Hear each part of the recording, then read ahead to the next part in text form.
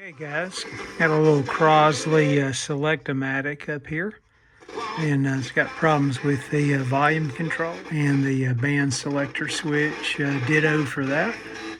Take the back off of it, get some contact cleaner out, see if we can rectify the issue.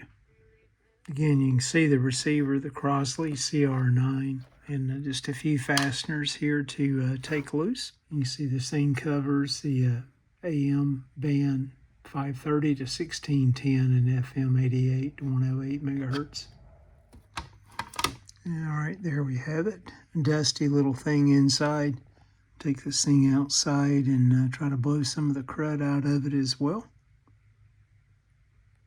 All right, go ahead and use just a little bit of super contact cleaner.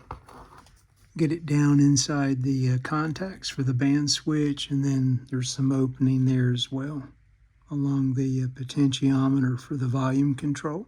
Then power it back up and see if it makes any difference at all after I work the switch back and forth a few times here.